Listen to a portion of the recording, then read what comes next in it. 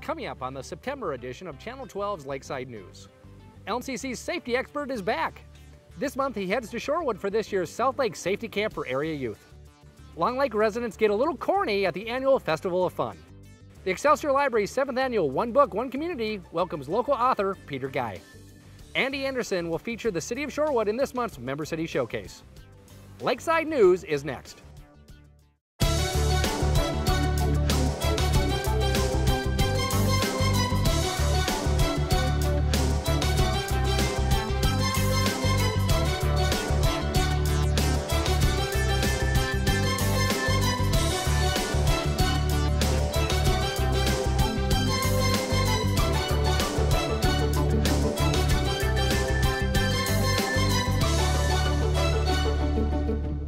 Hi, I'm Chris Fote, and welcome to Lakeside News, where you'll find news and events from around the lake area. It's time again for the LMCC Safety Expert. This month, everyone's favorite champion of safety heads to Shorewood for the South Lake Safety Camp. This could be a problem. And now it's time for Lake Minnetonka's favorite champion of safety, protector of humankind, and master of avoiding danger, the LMCC's Safety Expert. Hello, and welcome to another edition of the LMCC Safety Expert. We're at Badger Park in Shorewood, Minnesota for the 2011 South Lake Safety Camp for Kids. Now, could there be a more perfect event for yours truly, the LMCC's Master of Avoiding Danger? In fact, I'm surprised they didn't ask me to be this year's keynote speaker. Probably just an oversight. Well, before we get the camp kicked off, I thought I'd impart my knowledge on America's youth by answering a few questions. Let me see here. You in the front. Aren't you the guy that fell off his bike and ran into a tree? Yes, young man, that was clearly the fault of my camera operator. He was the one who removed my training wheels without my knowledge. Next question. Yes, you there. Aren't you the guy who got hit by snow because you're too close to the street? Well, I think that's all the time we have for this edition of the LMCC Safety Expert. It's time to hand it over to the real experts here at Badger Park. Welcome to the 2011 Safety Camp for Kids.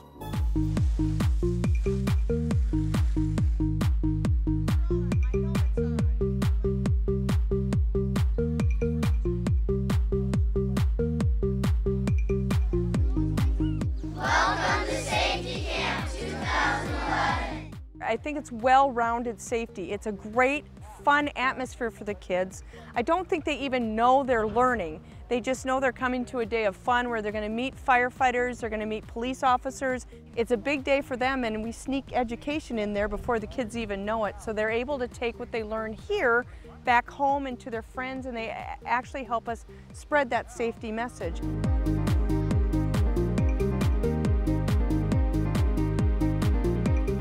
Safety Camp rocks! What are these?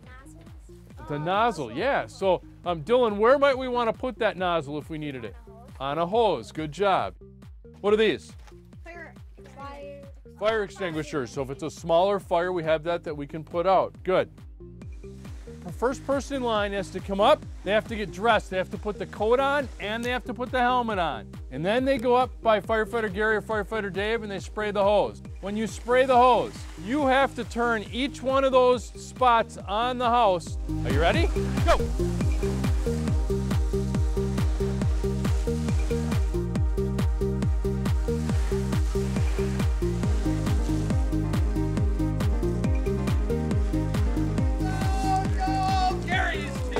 The hoses were so much fun because it was neck to neck in the final.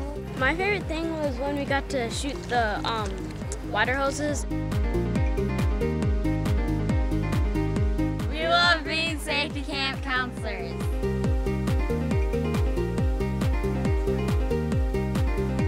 Rock, and roll!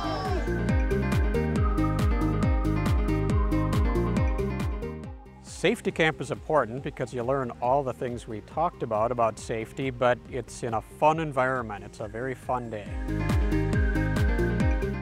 The only piece of equipment that we can use to protect our brain when we're moving faster than we can walk is a bike helmet. that's why it's important that every time you're on your bikes or your scooters or your rollerblades, you make sure that you wear a helmet.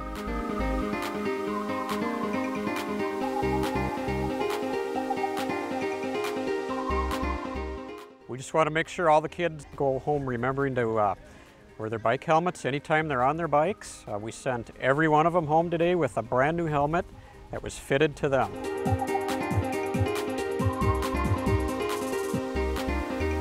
It's fun being safe.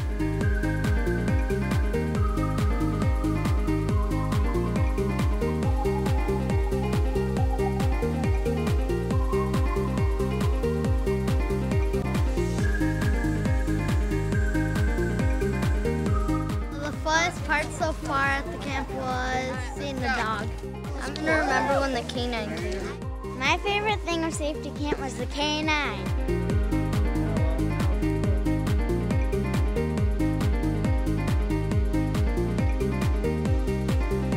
The best part of safety camp for me was karate.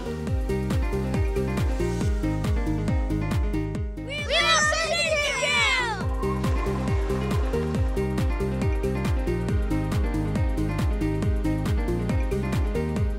The helicopter's awesome. The best part of the safety camp was the helicopter. Best part about safety camp was the helicopter landing. But again, a nice well-rounded day where we hope that message of safety carries on throughout the summer, the fall, and the rest of their lives. If we can make them safe now, we can teach them to respect safety again for as long as they live. Well, I hope you all learned some valuable safety tips at this year's South Lake Safety Camp for Kids. I know I sure did. What's that? Oh, wow, cool. A South Lake Safety Camp water bottle. This is great. Thanks to everybody who gave this to me this year. It really is going to be a cherished item. Whoa, yowzers. That top is pretty sharp. I think I've got a nasty paper cut. Does anybody have a Band-Aid? This is not good. Does anybody want to start a tourniquet? Camera operator, you threw this at me way too hard, and this really hurts now. Anybody help? Anyone? Coming up after the break, Long Lake residents get a little corny. Lakeside News returns in a moment. You are watching the LMCC, the Lake Minnetonka Communications Commission's community television channels. The LMCC is starting negotiations with our cable television service provider, Mediacom, regarding renewal terms for the existing 15-year cable television franchise for our area. We are interested in hearing your comments regarding Mediacom's current service and possible future service suggestions. You may communicate with us via our email address, franchise@lmcc-tv.org, via postal mail to Franchise Renewal, Lake Minnetonka Communications Commission, P.O. Box 385, Spring Park, Minnesota, 55384-0385. Or you may call and leave us a voicemail message at 952-279-2404. One of our duties here at the Lake Minnetonka Communications Commission, or LMCC, is to assist members of our community with any cable-related issues. If you're having problems with your cable service, please call us at 952-471-7125.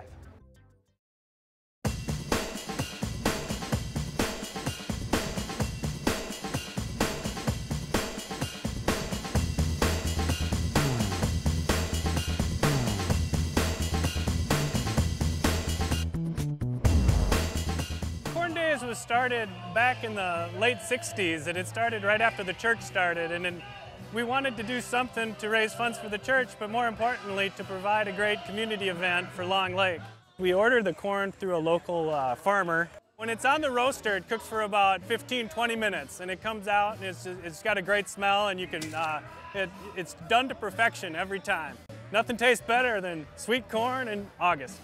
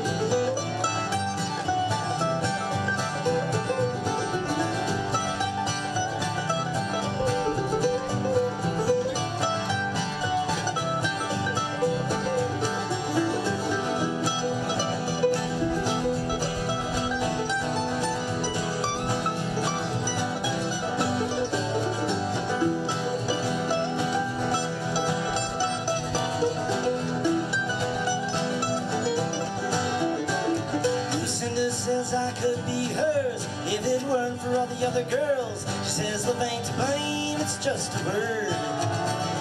And Molly says I should open up, but Allie says I should just shut up. And Linda's mama doesn't like me very much. Oh, it's alright, I loved you more than twice. It's alright, my love. For me, it's all about community. It's about bringing families together, good entertainment, and good food.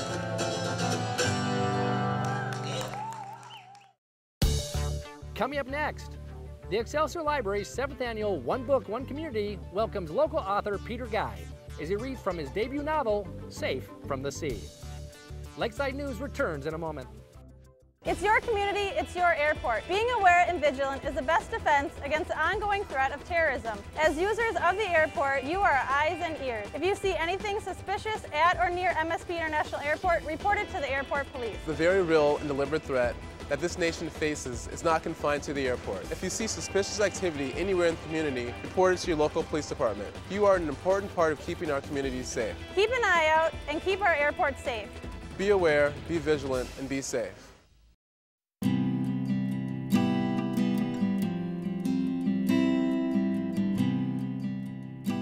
I hope you all grabbed a lifesaver on the way in. You may need it for our Safe from the Sea adventure tonight. Let's hope our author has not plunged into the cold waters up north and arrived wearing nothing but his boots, but is fully clothed and ready to take us for a ride. Just in case you haven't read his book, this is how he greeted his wife when she arrived up north to visit him. With the financial help from the Friends of the Excelsior Library, let's welcome Dr. Peter Guy to discuss Safe from the Sea. One of the real unexpected rewards of publishing a book is meeting with readers. And that might sound contradictory or like it doesn't make sense. But when I was a young man, almost a boy really, and I decided that I wanted to become a writer, I pictured, Hemingway living on the streets of Paris or Jack London chasing a dog sled through the Yukon. And I never really thought about what it would be like to meet with and connect with readers. But the fact is that though I've spent some time in European cafes with writers and not exactly chasing dog sleds through the Yukon, but it really is the conversations that I've had with readers that have been the most rewarding and the most satisfying part of publishing a debut book. Noah thought of the map of the North Shore he had framed above his desk at home, a lithograph of the Minnesota Arrowhead circa 1874. There were no roads then, either on the map or in reality, but the Lake Superior shore was dotted with towns, most of them now gone or renamed. Whenever he found himself sitting back in his desk chair looking up at the map, he was reminded of passing along this shore as a child. Highway 61 was as forlorn in those pre-dawn hours as it had remained in his memory. The potholes and seasons-old frost heaves yet pocked the blacktop. The dilapidated wooden storefronts and signs warning of deer crossings and dangerous curves still marked the roadside. The countless rivers and streams rushed under the highway bridges as they had for ages. But the two deadliest curves that had once pinned cars on sheer cliff tops, had been replaced with quarter-mile tunnels burrowed through the bedrock. His father had called just 2 days ago, his voice hoarse and whispery. "Hello, boy," he said, the heavy pause between words freighted with circumspection. Without waiting for Noah to respond, Olaf continued, "I may need a bit of help getting the place ready for winter." "Help," Noah said. "Help," he thought. He almost said, "Who is this?" "The wood piles, some work around the house." "Why?" His father took a deep and raspy breath. "I'm sick, Noah." It wasn't what his father said as much as it was the fact of hearing him speak at all that alarmed Noah. The silence between them had become unconditional. Noah couldn't have said whether the estrangement from his point of view had evolved into forgetting or forsaking, but when he said to his father, "I'll come, I can leave tomorrow," He was alarmed again, this time by his own impulse. I'll fly into Duluth, but I'm not sure I remember how to get to the cabin. Now, approaching Misquah, he began to feel uneasy. He'd traveled this road 1,000 times, but not since he was in high school. The directions Olaf gave were those of a man who knew where he was and where he was going unconsciously. Up in Misquah, you'll see the landing there. It's got a red sign. You'll recognize it. Past the landing, the county road goes into the hills. You'll see a stand of firs burnt red from this summer. It was a warm summer. Look for those trees. 20 minutes into the hills, you'll come on Lake Forson Road. There's clover still flaming in the ditch on the right. When I first saw it, I thought it was a goddamn brush fire. Turn and follow the road around the lake. You'll remember when you get here. Anyway, it's simple now that I think about it. Just keep the red on the right, like harbor buoys. Red, right, returning. Noah turned onto the trail. Long grass grew between the tire tracks, and overgrown trees brushed the top of his car. For a quarter mile he crept toward the lake under the shade of the trees. Then the road widened and began to go downhill. Rain runoff channels a foot deep grooved the hill, and what little gravel remained on the trail was unpacked. After 3 sharp turns, the cabin appeared before him. He parked beside the rusted Suburban that his father had bought the year Noah went to college. Noah's grandpa Tor had been a meticulous man and kept the house shipshape. The wood piles, like bunkers along 2 sides of the house and in the middle of the yard, had always been expertly stacked. His grandpa used to boast that they could withstand a tornado. He kept the trees trimmed too and the small lawn mowed. His Grandpa Tor's fastidiousness was redoubled in Noah's own father, so the disrepair of the house shocked him. The rough-sawn cedar siding had taken on a green-gray hue, and the grainy, knotted siding had been weathered smooth. The roof bowed and had bunches of moss and spry grass growing between the shingles. Either his father had become a different man, or he'd not been well enough to maintain the place for years. Not knowing whether to knock or just walk in, Noah hesitated before pushing the screen door open and stepping into the house. "Dad," he said. "Dad," he called again, waiting for his eyes to adjust to the dim light. No one answered. After looking in each of the 2 bedrooms, he stepped back out and walked to the shed at the edge of the yard. With its field stone foundation sinking into the earth, cracked windows, and peeling paint, the shed looked as bad as the house. A padlock secured the door, and curtains covered the windows inside. He turned, stood for a minute watching the privy up the trail, and when his father didn't appear, he started toward the lake. As he walked down the foot-worn path, he recalled countless days when, as a child, he'd followed his father up this same trail. He could picture his father's broad shoulders, the stringer of lake trout hanging from his thumb, the purposeful stride. Noah could never keep up with him and was always out of breath when he reached the top of the hill. There he'd find his father standing over a tree stump on the edge of the yard, his fillet knife ready. Noah would pause every time, watching from a short distance the man he hoped someday to become. Those memories were coming back to him sadly now, and as he neared the shore, he stopped suddenly. Was that man really his father? He had a rod in the water, fishing in the shallows along shore. His spine was bowed and knobby. His stark white hair framed his head. He cut a lonely silhouette against the lake, so lonely, in fact, that the steely resolve Noah expected of himself gave immediately over to sadness. Noah stood there for a moment, then coughed and said, "Hello, Dad." He took a step in his father's direction. Olaf turned and looked up. "Ah, he's here." Olaf reeled in his line and set the rod in the bottom of the boat. The rusted and bent dock poles evidenced the many winters it must have spent in the water. The missing planks were more confirmation of the sad state of the place. The dock swayed with his father's clumsy steps as he came ashore. Olaf stood before him for a long moment. He had become so slight that Noah was able to look squarely into his eyes. Finally, Olaf said, "How was the trip?" Okay, fine. All right. How are they biting? Noah pointed at the fishing rod. Olaf turned to the lake. There's fish out there, just none for me. You eat breakfast? Not yet. I've got some oatmeal. I'd eat oatmeal. Olaf looked up the hill, took a deep breath, and combed his beard with his hand. How are you feeling? Noah said. Olaf looked at him as though he were surprised by the question. Like $100.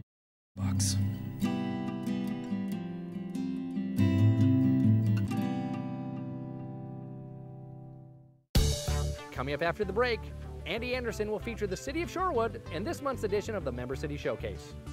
Lakeside News returns in a moment. In the September edition of Seniors on the Go, we'll hear what Center Director Mindy Anderson has planned activities-wise for the month of September. We'll hear from Rachel Dwyer, an archaeology PhD candidate on plants used in the everyday life of the Vikings. We'll recap the Gillespie Center's 10th anniversary celebration, and of course, we'll have another fantastic Cooking with Barb segment. Seniors on the Go can be seen weekdays on LMCC's Channel 12. The city of Shorewood rests on one of the largest lakes in Minnesota, Lake Minnetonka. 7,300 people live in Shorewood. It is 5.3 square miles of land and 8 square miles of water. It was part of an area of land referred to as Excelsior Township until 1956, when it was incorporated as the city of Shorewood.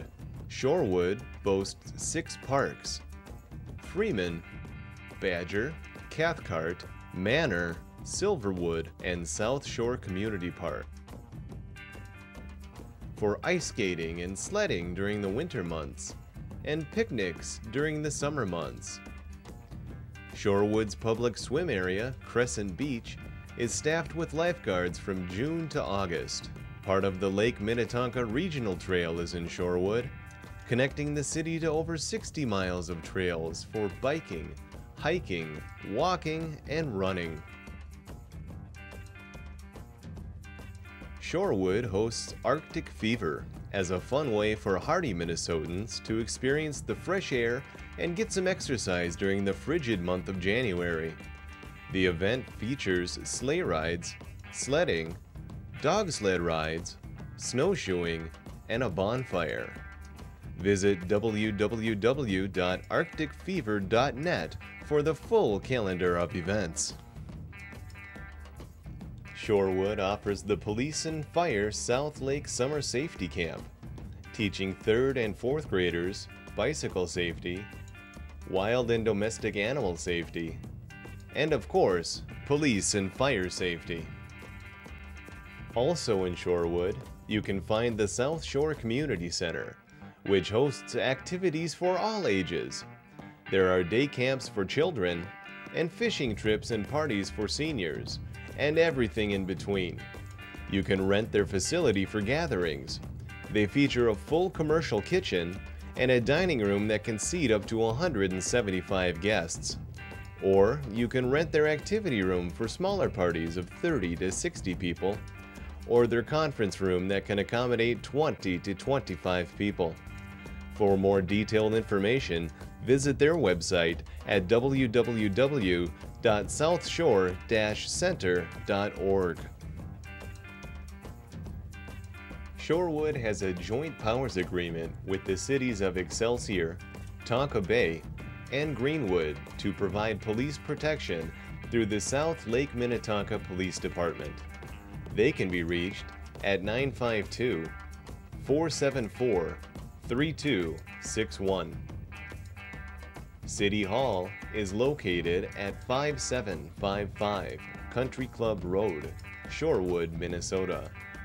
You can visit their website at www.ci.shorewood.mn.us.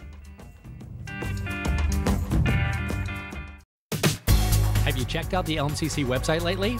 It's been redesigned and we're now online. Check us out at www.lmcc-tv.org. Well, there you have it. News and events happening in and around the lake area. If you have a news story or see something exciting going on, please let us know.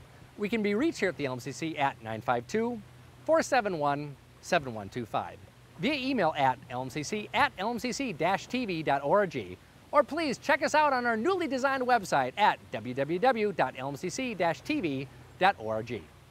Thanks for watching. We'll see you next month on Channel 12's Lakeside News.